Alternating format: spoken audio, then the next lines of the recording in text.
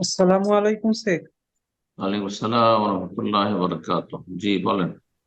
পশ্চিমবঙ্গের বর্ধমান থেকে বলছি। বলেন। বলছি আমার আমার প্রশ্নটা হচ্ছে, আমার যে দাড়ি আছে, মাসাল্লাহ এক মুষ্টির বেশি আছে।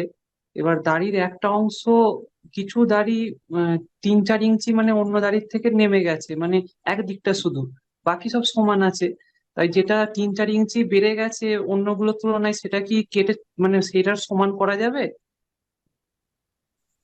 দাড়ি যদি বড় থাকে, যেমনটা বলে এক মুষ্টি মানে যথেষ্ট দাড়ি আছে, আর দাড়ি একটু বিক্ষিপ্ত হয়ে আছে, ছোট বড় হয়ে আছে, তো যেগুলো একটু বেড়ে আছে বা ছড়িয়ে ছিটিয়ে আছে সেগুলো কেটে কি সমান করা যাবে? যাবে, জায়েজ ইনশাআল্লাহ। জি। যারা বলছে আপন অবস্থায় ছেড়ে দিতে হবে আর একটি মত। আর একদল বলছেন যে কেউ যদি আপন অবস্থায় ছাড়ে তো ভালো। আর একটি মত হচ্ছে আলবানী রাহমাহুল্লাহ, যে না, এক মুষ্টির পরে কেটে নেওয়াটাই ভালো। সুতরাং আমরা মাঝামাঝিতে আছি, এক মুষ্টির পরে কেটে নেওয়াটা ভালো, আলবানির ফতুয়া তো নেই আমরা। আর যারা বলছেন না একবারে হাত লাগানো যাবে না, সে ফতুয়াতেও নেই, বড় শক্ত ফতুয়াতে।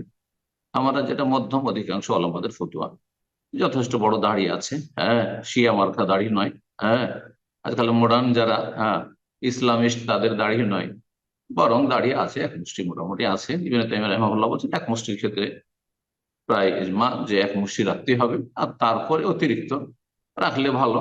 আর ছোট বড় হলে সৌন্দর্যের জন্য বরাবর করতে পারবেন। জি। আল্লাহ তাআলা আলাম। আসসালামু আলাইকুম শাইখ। ওয়ালাইকুম আসসালাম রহমতুল্লাহ বরকাত। আমি ঢাকা বাংলাদেশ থেকে বলছি। জি বলেন। শাইখ, আমার প্রশ্নটা হচ্ছে যে আমার এখানে একটি দার্স সেন্টার মানে ইসলামিক দার্স সেন্টার আছে। সেখানে আমি যাই, দার্সে কিংবা তাফসিরে যাই। সেখানে সেটা আশেপাশে মসজিদ আছে, সেটা অনেক কাছে মসজিদ আছে, কিন্তু সেখানে মসজিদে নামাজ না পড়ে আমরা ওয়াক্ত হলে সেখানে আজান দিয়ে জামাত আদায় করে সেখানে সালাত আদায় করি। তো এখন কি আমার জন্য কি মসজিদে যাওয়া বেশি প্রয়োজন, নাকি হচ্ছে ওইখানে জামাত করে সালাত আদায় করলে আমার নামাজটা হবে? এটা আমার প্রশ্ন। দার্স দার্সটা কোনো বাসাতে হয়, মসজিদে হয় না? না, মসজিদে না, একটি বাসাতে হয়, একটি ফ্ল্যাটে। আর ওই বাসা থেকে আজান শোনা যায়?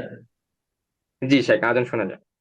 হাদিসে আছে, নবী সাল্লাল্লাহু আলাইহি ওয়াসাল্লাম হাদিসে স্পষ্ট যে আজান শুনলে ফাজিব, তাহলে অবশ্যই সে ডাকে সাড়া দাও। বোঝা গেছে না? আজানের জবাব দেওয়া শুধু না, আজানের জবাব দেওয়া মানে হচ্ছে আজানের ডাকে সাড়া দেওয়া। তো যখনই কেউ আজান শুনতে পাচ্ছে, তাহলে তার জন্য আবশ্যক আর মসজিদে যাওয়া সম্ভব। তার শারীরিক কোনো ওজর নেই, তাহলে তার জন্য মসজিদে যাওয়া, যে পুরুষদের, পুরুষ হলে ওর কাউ মার রাখে, জামাত সহকারে সালাত আদায় করা ওয়াজিব, এটি হচ্ছে সঠিক মত। জি। আল্লাহ তাআলা আলাম। জি।